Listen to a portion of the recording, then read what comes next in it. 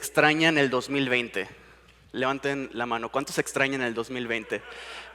El 2020 fue un año muy interesante y muchas cosas muy extrañas pasaron, pero muchos de nosotros en el 2020 nos dimos cuenta que habíamos contraído cierta enfermedad, cierto virus, porque de repente nuestra nariz dejó de sentir olores y nuestra boca dejó de sentir sabores.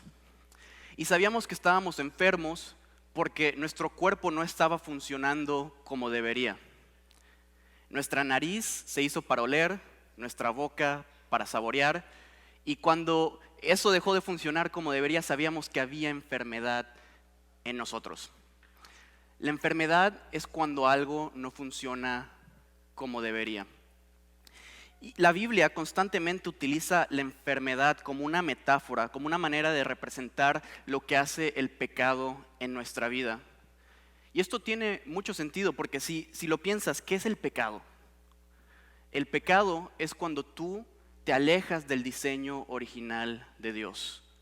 Así como tu cuerpo se diseñó para funcionar de cierta manera y cuando no funciona de esa manera sabes que hay enfermedad.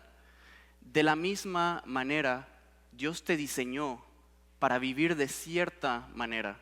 Y cuando tú te alejas del diseño de Dios para tu vida, entonces sabes que hay pecado en tu vida.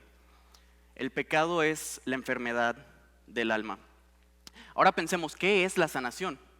Sanación es cuando algo es restaurado a su diseño original, cuando algo vuelve a funcionar como Dios lo diseñó para funcionar.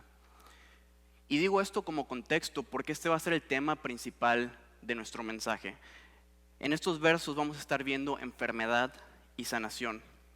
Y en esta historia vamos a ver a un hombre sanado a través del poder milagroso de Jesús de una enfermedad física. Pero mientras vemos esta historia, quiero que pensemos no solamente en las enfermedades que afectan nuestro cuerpo, sino que también pensemos en todas esas enfermedades que afectan nuestra alma. Todas esas enfermedades, todos esos pecados que nos alejan del diseño que Dios tiene para nuestras vidas. Y quiero que pensemos en todas esas áreas de nuestra vida que necesitan sanación y restauración. Esta es una de mis historias favoritas de toda la Escritura, porque a pesar de que es una historia muy sencilla, es increíblemente profunda y también práctica. Y el propósito de esta historia es mostrarnos que Jesús sana. Si estás tomando notas, el título de este mensaje y la idea principal de este mensaje es Jesús sana.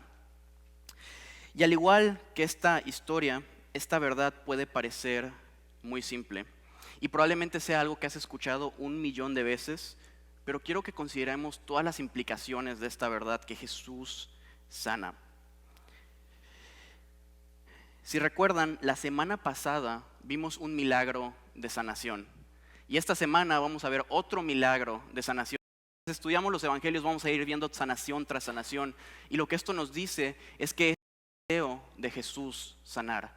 Jesús tiene el deseo de sanar y de restaurar. La pregunta es entonces, si el deseo de Jesús es sanar, ¿por qué no vemos vidas sanadas? ¿Por qué no vemos vidas restauradas? ¿Por qué seguimos batallando con los mismos pecados? Esta historia nos da la respuesta. En estos versos vemos que hay 3 impedimentos para recibir la sanación que Jesús ofrece. El primer impedimento es no pensar que necesitas ser sanado. El segundo impedimento es no querer ser sanado. Y el tercer impedimento es no buscar la sanación en Jesús. Y esto me lleva a la pregunta con la que estos versos nos van a confrontar.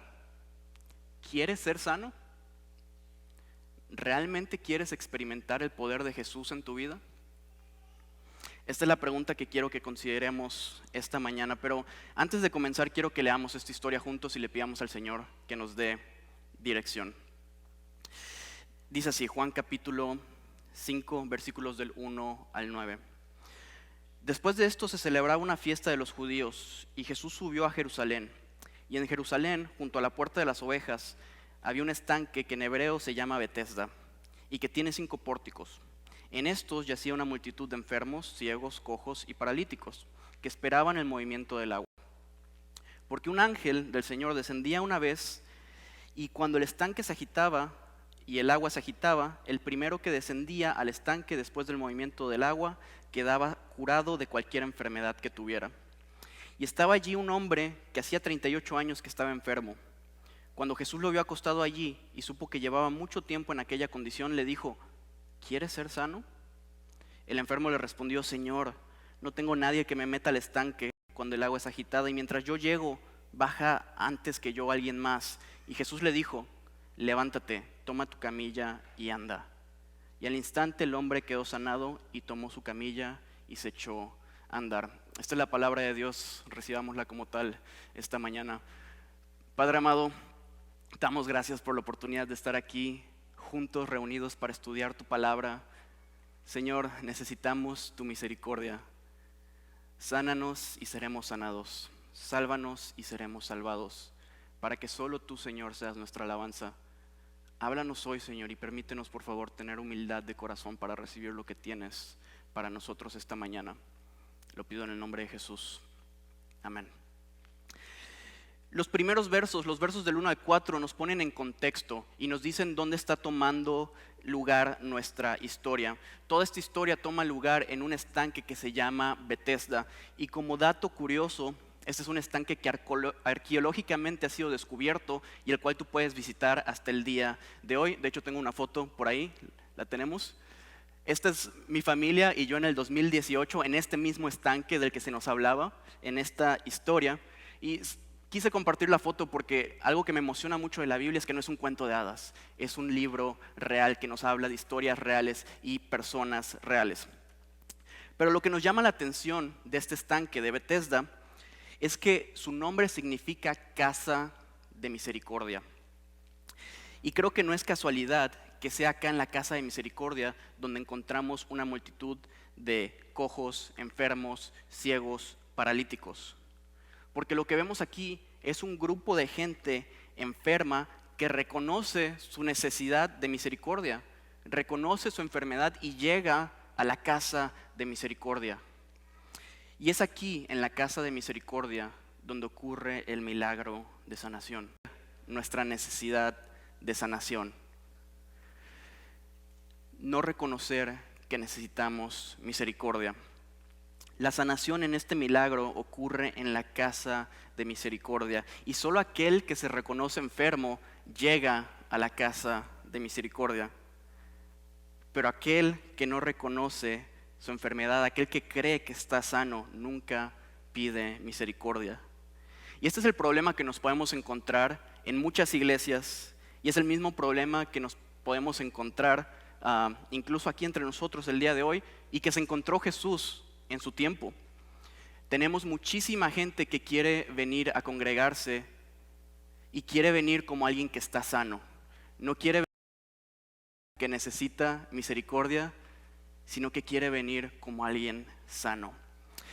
Y venimos a la iglesia no como enfermos buscando necesidad de un médico de sanación, sino que venimos a la iglesia como médicos, buscando señalar la enfermedad de todos los demás. Queremos señalar el pecado de todos y olvidamos reconocer que nosotros también necesitamos ser sanados, necesitamos misericordia. En nuestro orgullo queremos señalar el pecado de todo el mundo, pero no nos detenemos a mirar nuestro propio pecado. Y tal vez mientras hablo y digo esto te incomoda muchísimo, lo entiendo, igual a mí me incomoda la realidad de que soy un pecador necesitando misericordia. Y tal vez cuando digo esto tú dices, este mensaje está buenísimo para mi esposa o esposo, para mi primo, para mi hermano, para el tío de mi compadre, para todo mundo, menos para mí. Y en tu mente tú piensas, yo soy un buen cristiano, yo leo mi Biblia, yo doy mi diezmo, yo oro todos los días, yo no soy como todos esos otros cristianos que no se toman su relación con Dios en serio. Y tal vez tú piensas que ya no tienes necesidad de misericordia, ya no tienes que llegar a Betesda. Te recuerdo que esa es exactamente la misma actitud que tenían los fariseos en el tiempo de Jesús. Mateo capítulo 9, versículos 12 y 13. Esta es la respuesta que le da Jesús a los fariseos. Dice, al oír esto dijo, los que están sanos no tienen necesidad de médico, sino los que están enfermos. Mas id y aprended lo que significa misericordia quiero y no sacrificio, porque no he venido a llamar a los justos, sino a pecadores. No he venido a llamar a los sanos, sino a los enfermos. Y tú puedes pensar que esto es muy injusto para todas esas personas que están sanas, pero como un poco de contexto, la Biblia nos enseña muy claramente que no hay nadie sano. No hay nadie sano, sino que todos hemos pecado y todos tenemos esta enfermedad dentro de nosotros que es el pecado. Y todos necesitamos la sanación, el perdón de nuestros pecados.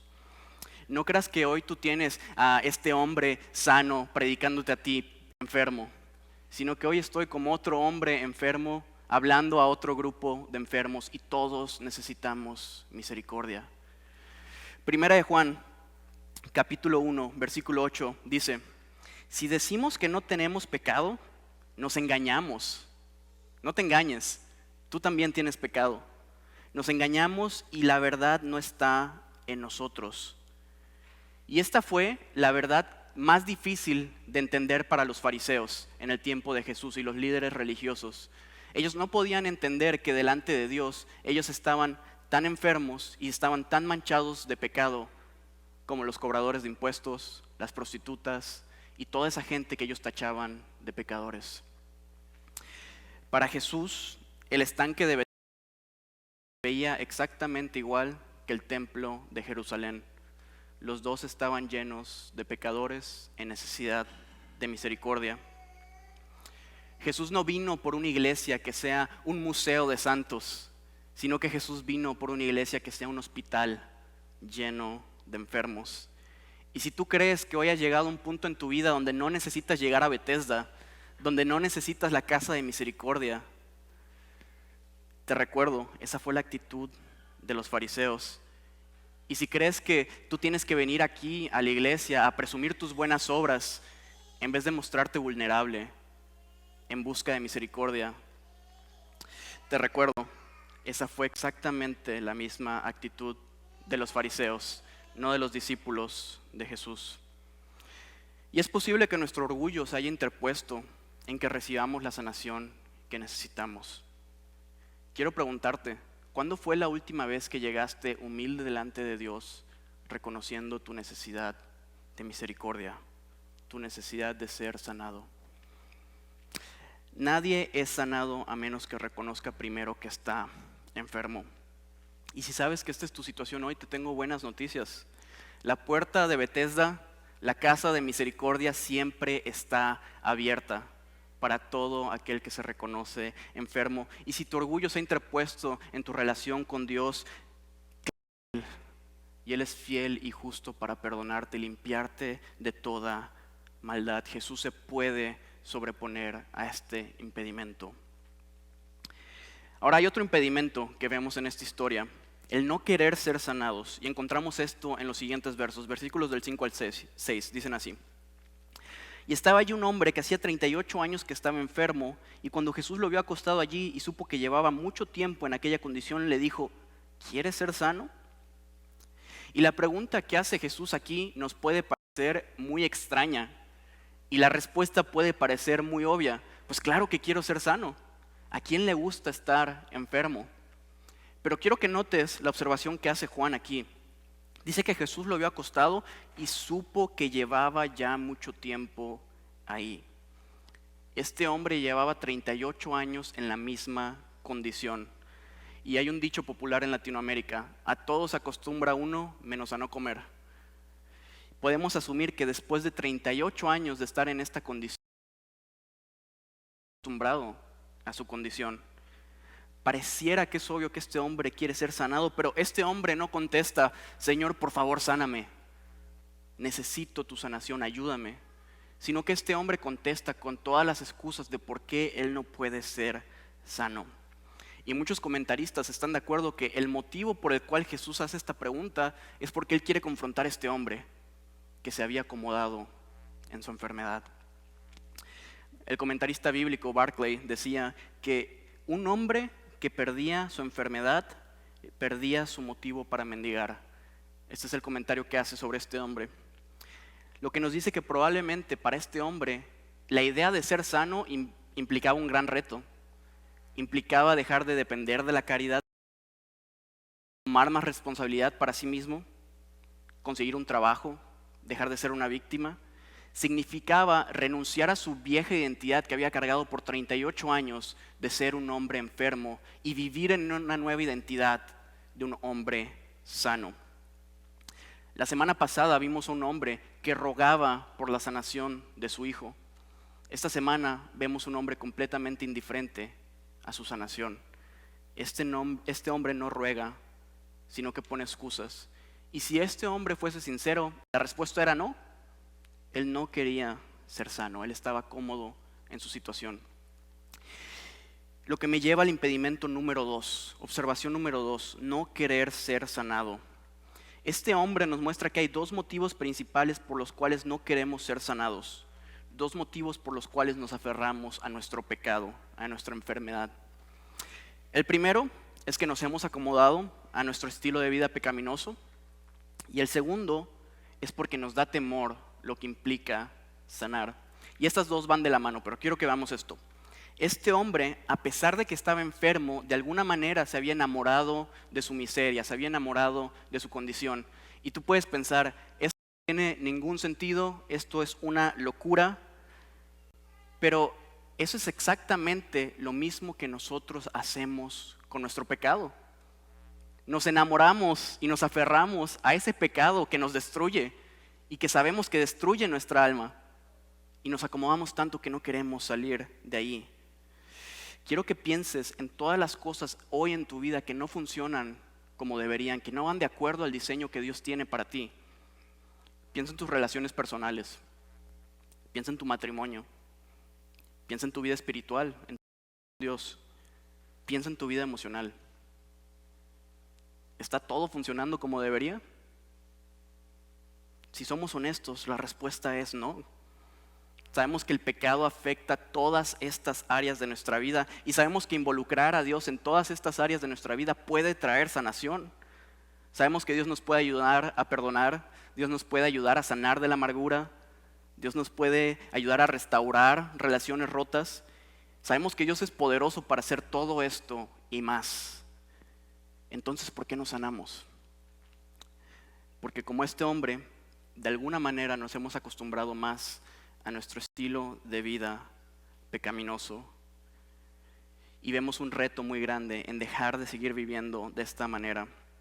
Y el proceso de sanación, de ser sacados de nuestro pecado, implica un reto más grande que el permanecer enfermo. No queremos ser sanados porque nos parece un reto más grande el sanar que el permanecer enfermos. Porque esto significa renunciar al pecado que amamos. Dejar atrás ese pecado que tanto amamos en nuestras vidas. Significa renunciar a las excusas. Significa morir al viejo hombre y vivir en la nueva identidad que Cristo te da. Y significa comenzar a vivir como alguien sano y no como un enfermo. Y esto nos puede dar mucho miedo. Ahora, para que esto tenga sentido, quiero hablarte de otra historia que me viene a la mente cuando veo a este hombre. Este hombre estuvo 38 años enfermo. Y esto me recuerda a otro número muy importante en la Biblia. ¿Recuerdan al pueblo de Israel y sus 40 años en el desierto? El segundo libro de la Biblia comienza hablándonos de cómo el pueblo de Israel vivía en opresión, en esclavitud, en Egipto. Y ellos comienzan a clamar a Dios para ser librados de la esclavitud en la que ellos vivían. Y en el libro de Éxodo vemos cómo ellos son librados de manera milagrosa y son sacados de la esclavitud de Egipto. Pero vemos que algo muy interesante pasa una vez que ellos son librados de la esclavitud de Egipto. Ellos comienzan a quejarse constantemente con Moisés porque ellos quieren regresar a Egipto. Y durante todo el libro de Éxodo lo que vemos es que el pueblo se queja y se queja contra Moisés porque a pesar de que ahora eran libres, ellos querían regresar a Egipto. Y esto pasa porque para ellos, para los israelitas, el proceso de sanación, de ser restaurados para hacer la nación que Dios los creó para hacer, de ser llevados a la tierra prometida a través del desierto, era un reto mucho más grande que permanecer en esclavitud en Egipto. Y lo mismo pasaba con este hombre enfermo. Lo que implicaba sanar, lo que implicaba la santificación, el ir a través del desierto, parecía un reto más grande que permanecer enfermo. Y puede que nosotros nos encontremos en esta misma situación el día de hoy. Sabemos que podemos ser sanos, sabemos que podemos ser libres, sabemos que Jesús tiene el poder para cambiar nuestra vida por completo, pero nos da temor dejar la esclavitud del pecado para vivir como alguien libre. Y muchos de nosotros, como este hombre, llevamos mucho tiempo en la misma condición, la misma depresión, las mismas adicciones, la misma inconformidad, la misma idolatría a las cosas vanas, los mismos problemas maritales, el mismo vacío espiritual, el mismo pecado. Y la verdad es que no tenemos planes de hacer nada al respecto, porque de alguna manera pensamos que nuestro pecado es un lugar más cómodo que la santificación, a pesar de que sabemos que ese mismo pecado nos enferma y nos hace miserables. Nuestro problema no es nuestra situación, sino que nuestro problema es que no queremos salir de nuestra situación. Y tal vez hoy Jesús te está confrontando a ti con esta misma pregunta. ¿Quieres ser sano? Quiero que tomemos un segundo para meditar en esto. ¿Quieres ser sano? Y si la respuesta es sí, tengo buenas noticias para ti. Jesús sana y Jesús restaura. Y si tú llegas con humildad, Él puede sanarte, Él puede restaurarte, Él puede hacerte recuperar la esperanza de que las cosas no solamente tienen que ser diferentes, sino también mejores. Él puede hacerte recuperar la esperanza de que Él te puede restaurar. Él te puede recordar que Satanás no viene sino a hurtar, a matar, a destruir, pero Él viene para que tú tengas vida y vida en abundancia. Jesús sana y Jesús se sobrepone a nuestra enfermedad, incluso cuando no queremos ser sanados. Y esto es lo que vemos en esta historia y ahora quiero que veamos cómo termina esta historia, cómo responde este hombre a la pregunta de Jesús. Versículo número 7 dice: el enfermo le respondió: Señor, no tengo nadie que me meta al estanque cuando el agua es agitada, y mientras yo llego, otro baja antes que yo. Este hombre responde a Jesús y lo que me llama la atención de esta respuesta es que está llena de excusas. Este hombre se enfoca en todas las circunstancias de por qué él no podía ser sano y por enfocarse en todas estas cosas pierde de vista quién estaba frente a él. Este hombre se había enfocado en todas las cosas que podían sanarlo o que pensaba que podían sanarlo y por hacer esto perdió de vista a aquel que realmente podía sanarlo, a Jesús. Este hombre se enfoca en el ángel para sanarlo, se enfoca en la ayuda de la gente e incluso se enfoca en su propia capacidad de llegar al estanque y ser sanado. Y esto me lleva al tercer impedimento. El tercer impedimento es no buscar sanación en Jesús. Como este hombre, nosotros también podemos esperar a que las cosas cambien cuando una situación externa nos ayude. Podemos pensar que nuestra vida va a cambiar cuando encontremos la iglesia correcta, o cuando tengamos al presidente correcto, o cuando tengamos el trabajo correcto y tengamos más dinero en el banco. Y buscamos una situación externa que cambie nuestra situación interna. Y al enfocarnos en todas estas cosas externas, perdemos de vista a aquel que realmente puede cambiarnos de adentro hacia afuera. Y olvidamos que Jesús únicamente tiene el poder de sanar y restaurar. Y este es un gran problema que veo en el mundo de hoy. Buscamos sanación en todos los lugares menos en Jesús. Vemos a mucha gente con muchas ideas de cómo podemos restaurar este mundo caído y corrompido por el pecado. Y normalmente estas ideas se presentan como ideologías políticas, ideas sobre economía, ideas sobre igualdad social, cómo podemos terminar con el racismo, o incluso planes tecnológicos. Y digo esto como una anécdota. Una vez un misionero llegó conmigo y muy seriamente me dijo que su solución para los problemas que veíamos en Guatemala era proveer iPads, tabletas, para que las personas en Guatemala, en las montañas, pudieran aprender inglés. Y esta se me hace una idea muy noble y puede ser una muy buena idea, pero el problema principal que tiene Guatemala no es que no sepan inglés. El problema principal que tiene Guatemala y que tiene Estados Unidos y México y el mundo es el pecado. Una tableta no puede restaurar y sanar la vida de nadie. Solamente Jesús sana, solamente Jesús restaura. No necesitamos un ángel, un político, tecnología, nuevas ideas. Necesitamos el viejo evangelio de Cristo y restaura al mundo caído. Solo el evangelio puede traer sanación y restauración a todas estas cosas, porque el problema más grande de la humanidad no es un problema político, ni económico, ni sociológico, ni tecnológico. El problema más grande de la humanidad es un problema teológico. El problema más grande es que todos nosotros hemos pecado y estamos separados y destituidos de la gloria de Dios. Y esta separación hace que vivamos en una constante rebeldía contra Dios. Y esto se manifiesta en que odiemos a nuestro prójimo en vez de que amemos a nuestro prójimo. Y esto causa todo tipo de relaciones rotas. Y nuestro orgullo causa que nosotros oprimamos a nuestro prójimo, que nos creamos mejores, superiores a los demás, que no estemos dispuestos a servirles, sino que estemos dispuestos a tomar ventaja de ellos. Y todo esto comienza por nuestra incapacidad de obedecer la ley de Dios, que nos llama a hacer precisamente lo contrario y amar a nuestro prójimo como a nosotros mismos. Todo esto no es nada más que la manifestación de nuestra enfermedad, nuestra relación rota con Dios. Y la única cura que tenemos para este problema es el evangelio. El evangelio de Jesús es lo único que realmente sana. Y solamente Jesús tiene el poder para sanar, porque solamente Jesús, siendo Dios eterno, tomó forma de hombre y habitó entre nosotros y vivió la vida perfecta. Y solamente Jesús vivió la vida perfecta para hacer el sacrificio perfecto por nuestros pecados. Y solamente Jesús hizo eso para poder morir en una cruz y tomar en la cruz el lugar que nosotros merecíamos. Y solamente Jesús nos ofrece sanación y restauración por nuestros pecados a través de la fe en su sacrificio. Solamente Jesús hizo esto.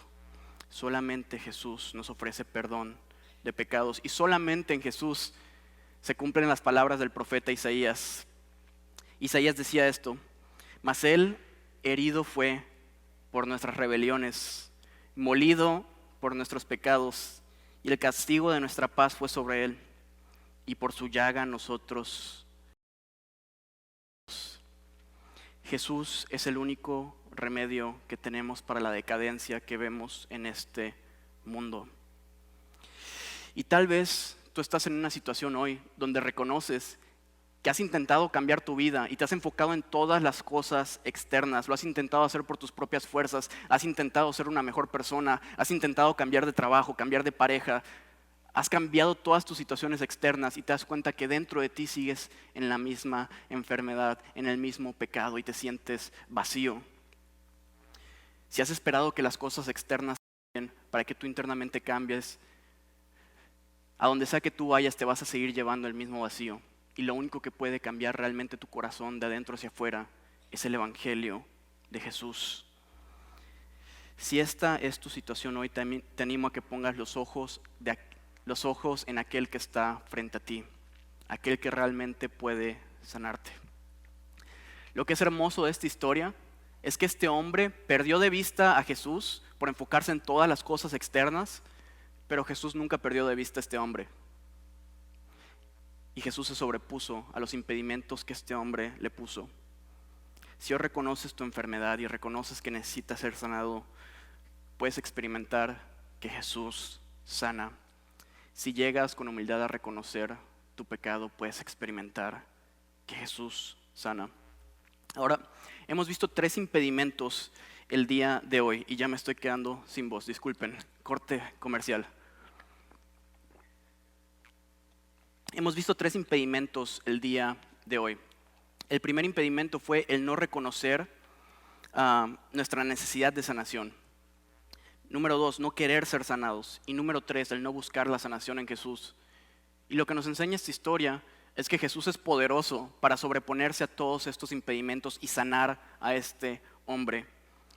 Y quiero terminar este mensaje, y les prometo que estamos por terminar, respondiendo una última pregunta. ¿Para qué nos sana Jesús? ¿Cuál es el propósito de ser sanados por Jesús? Versículos 8 y 9 dice así: Jesús le dijo: levántate toma tu lecho y anda. Y al instante el hombre quedó sano y tomó su camilla y se echó a andar. Jesús sana a este hombre y le pide algo muy particular. Le dice, toma tu lecho, toma tu camilla.